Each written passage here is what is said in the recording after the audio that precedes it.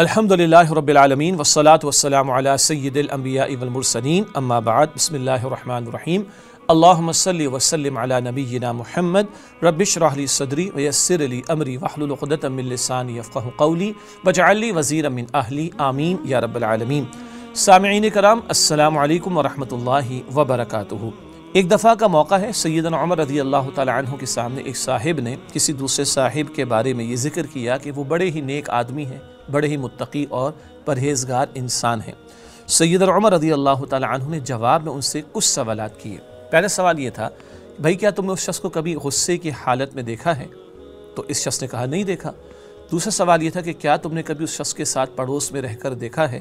تو اس نے کہا ایسا بھی نہیں ہوا۔ تیسرا سوال یہ تھا کہ کیا تم اس شخص کے ساتھ کبھی مال کا لین دین کیا ہے؟ تو اس نے کہا کہ ایسا بھی نہیں ہوا۔ پھر سیدنا عمر رضی اللہ تعالی عنہ نے چوتھا سوال کیا، کیا تم نے کبھی اس کے ساتھ سفر کیا ہے؟ تو اس شخص نے کہا ایسا بھی نہیں ہوا۔ تو پھر سیدنا عمر رضی اللہ تعالی عنہ نے ارشاد فرمایا کہ پھر اس شخص کے بارے میں تم کوئی رائے قائم نہ کرو۔ اس واقعے سے اور ان سوالات سے ایک بڑی قیمتی رہنمائی ہمارے سامنے آتی ہے۔ آج ہمارا بھی ایک مزاج ہے اور ہم متقی ہونا، پرہیزگار ہونا عام طور پر کچھ ظاہر کے اعمال کو بجا لانے اور کچھ رسومات کے ادا کر لینے کو سمجھتے ہیں۔ کوئی شک نہیں ہے، دین نے جو فرائض ہم پر لازم کیے ہیں، مثلا نماز کا ادا کرنا، وہ تو فرض ہے، اس میں تو کوئی دو رائے نہیں ہو سکتی۔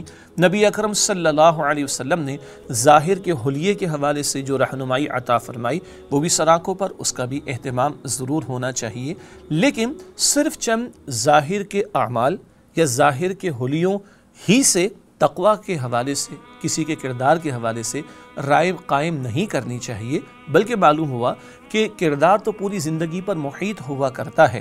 تقویٰ ہو، پرہیزگاری ہو اور کردار کے پہلو ہوں، یہ پوری زندگی کے حوالے سے ایک جامع پہلو ہمارے سامنے رکھتے ہیں۔ کیا مطلب؟ پہلا سوال کیا ہے؟ غصے کی حالت میں کبھی دیکھا۔ دوسرا سوال کیا ہے؟ کبھی پڑوس میں رہ کر دیکھا۔ تیسرا سوال کیا ہے؟ کبھی مال کا لین دین کیا۔ چوتھا سوال کیا ہے؟ کیا تم نے کبھی اس کے ساتھ سفر کر کے دیکھا ہے؟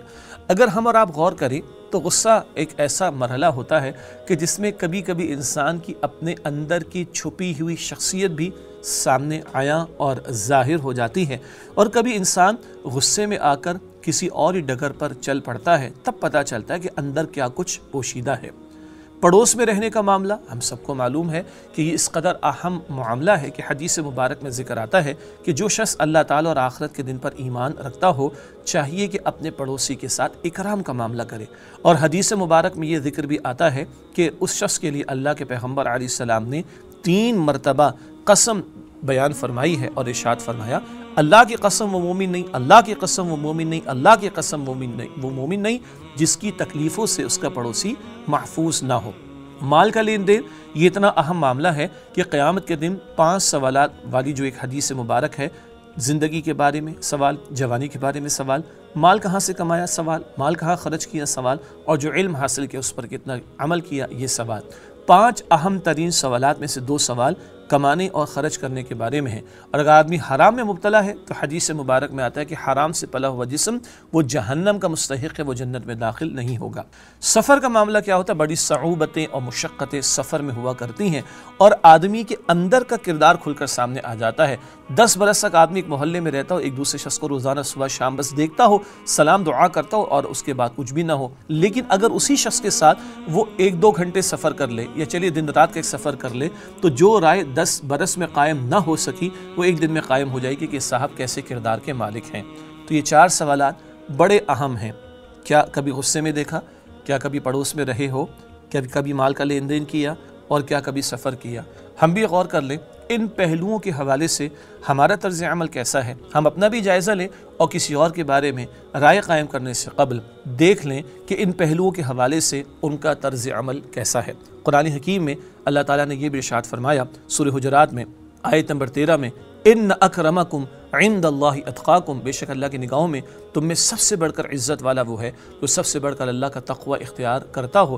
تقوی خوف خدا بھی ہے، اور تقوی کا تقاضا گناہوں سے، بد اخلاقی سے اور کردار کے بگاڑ سے بچنا بھی ہے۔ اللہ تعالیٰ مجھے اور آپ کو کردار کی سلامتی عطا فرمائے اور اپنے متقی بندوں میں شامل فرمائے، آمین یا رب العالمین۔ وآخر دعوانا الحمدللہ رب العالمین۔ السلام علیکم ورحمۃ اللہ وبرکاتہ۔